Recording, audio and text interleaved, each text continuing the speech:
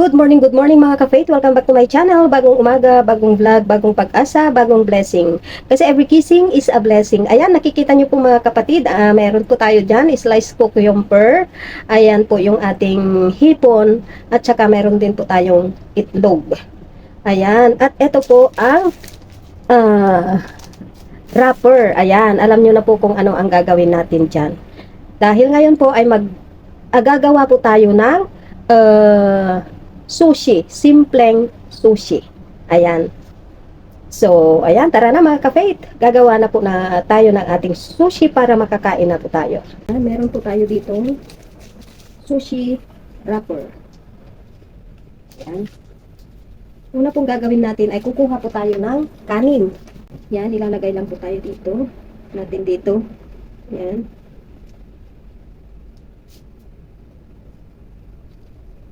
I-flat lang po natin dito sa ating wrapper. Yung kanin. Yung kanin po ay may malagkit. Malinis na po ang ating kamay. So, kuha tayo ng cucumber, itlog, at saka yung hipon. Ganyan na lang. Then, yung gagawin natin, i-roll po natin ito. Ayan, medyo fit-fit po natin.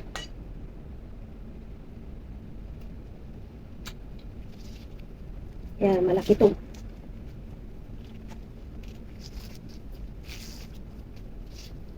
So, ayan na po ang ating sushi. Wait lang. Ayan, ilagay lang po natin yung kanin dito.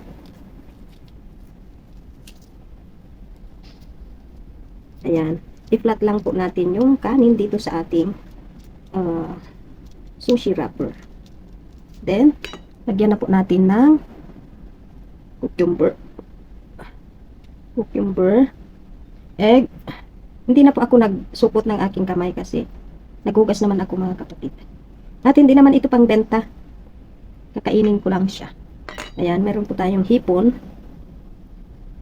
Ayan. Yung mga iba ang nilalagay is yung artificial na crab meat. Tapos, i-roll lang natin na ganyan. Ganyan.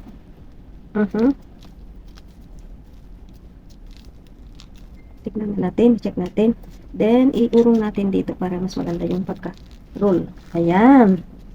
I-roll lang natin na ganyan. Ayan, oh, diba? Tapos na. Tapos, gawin na natin lahat. May dalawa pa. Ayan. Kuha lang ako ng kanin mga kapatid. Ayan. I-flat lang natin na ganyan. Itong kanin na ginamit ko, yung malagkit lang, tapos sinaluan ko ng yung normal na bigas. Pero talagang meron, kapag sa mga binebenta nila, ito kainin lang naman natin eh. Mga binebenta nila, meron talaga silang bigas na pang sushi mga kapatid. Ayan. Yan yung itlog. Ayan, may dalawa pa dyan. Gagawa pa tayo ng isa. Yung mga iba, nilalagyan pa nila ng mangga, avocado. Ayan. Pag bumili ka ng sushi sa mga sushi store, mga kapatid, ay mahal. So, kung gusto nating makakain, gawa na lang tayo. Basta meron tayo nito. Ito yung molder. Pang breakfast, pang merienda. Ayan. Ito po ang simpleng sushi. Then, wala akong carrots. Kaya, ito na lang. Tapos, meron tayong itlog. O, diba? Kompleto na. Tapos, meron tayong hipon. Then, roll.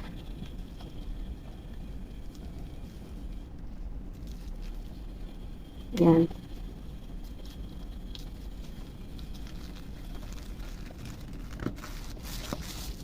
Ayan. Ay. Oops. Lumabas. Ganyan natin. Balik tayo sa loob. Ayan. Nakagawa tayo ng 4. Ayan. Meron po tayo sangkalan. Gumamit po tayo ng sangkalan para dito po natin hihiwain. Ayan. Ganyan lamang po. Yung isang subuan lang.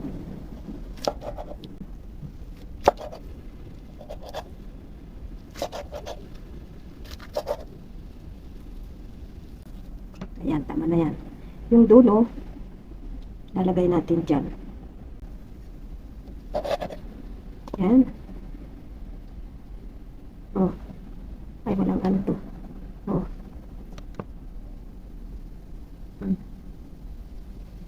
Ayan.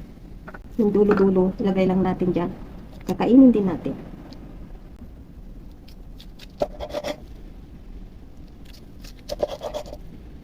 Ayan.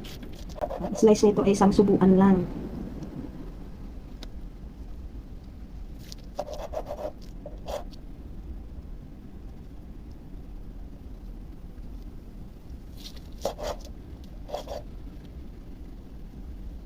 Ayan.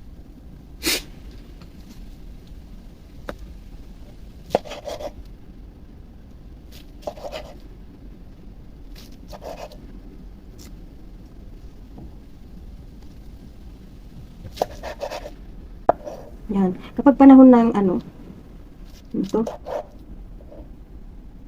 ng avocado sa atin sa Pilipinas, pwede natin lagyan. Ewan ko lang mo kung may sushi wrapper sa na mabibili sa Pilipinas.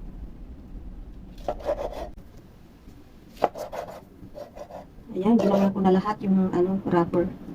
Kasi, tagal na yun. Baka, hindi naman siguro mag-expire. Baka madry. Baka madry siya. Ayan. O, diba? Ang dami nating ginawa. Ayan. At itong mga pinagtabasan natin. Ito ang una natin kakainin. Ayan, dami. Mabubusog na tayo dito. Ay, ano na yata.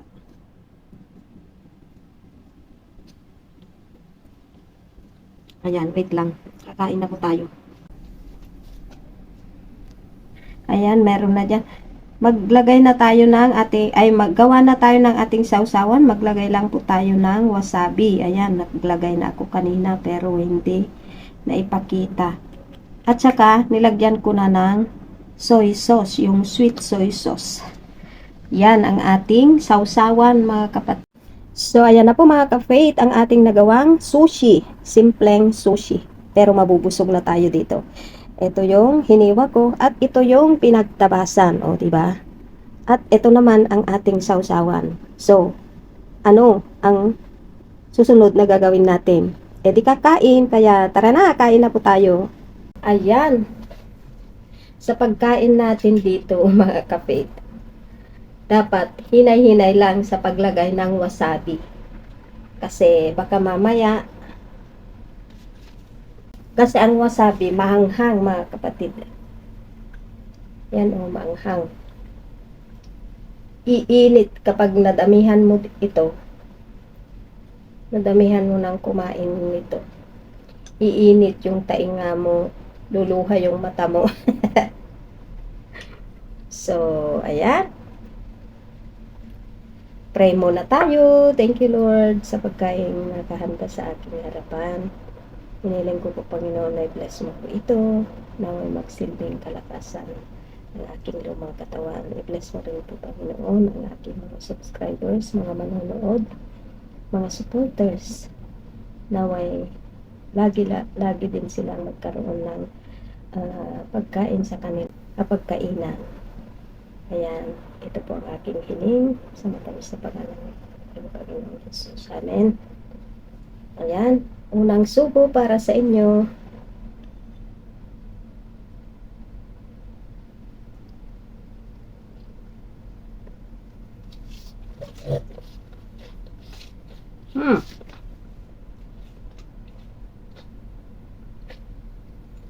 Ang sarap.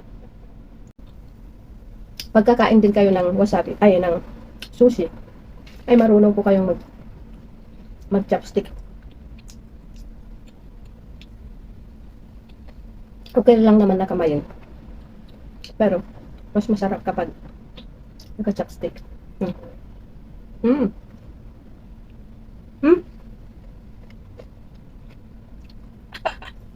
Ang anghang.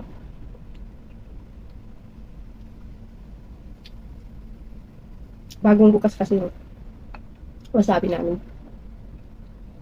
Kaya maanghang siya.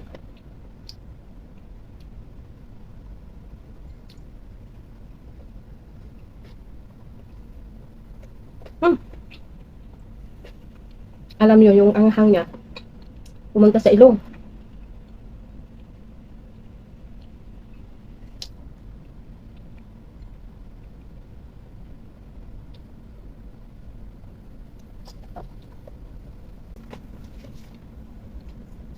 May Diyos tayo dito.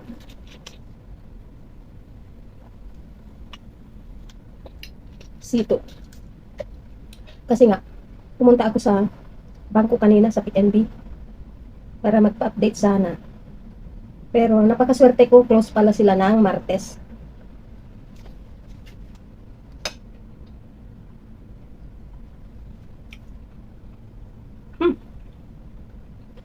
Anghang.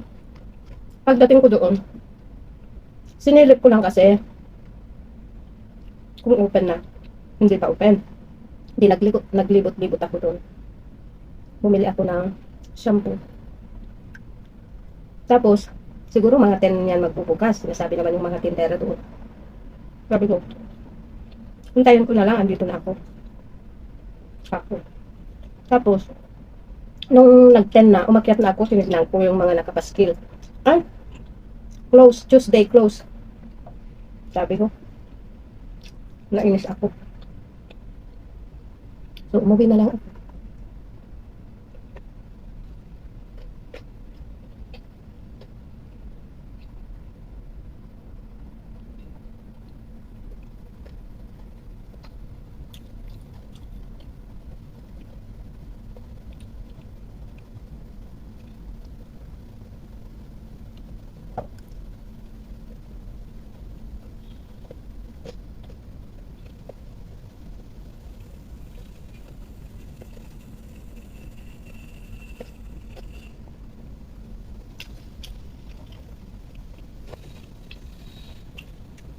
Hindi nabusog tayo. Pagka bumili ka ng ganitong karami sa labas mga kapatid, mahal.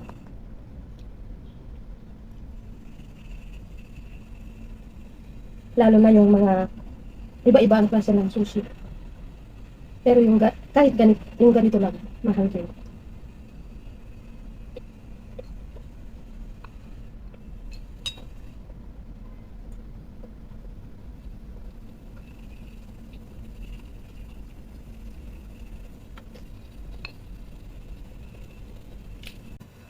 Maraming salamat mga kapatid sa iyong panonood. Salamat at nakarating kayo sa dulo ng aking video.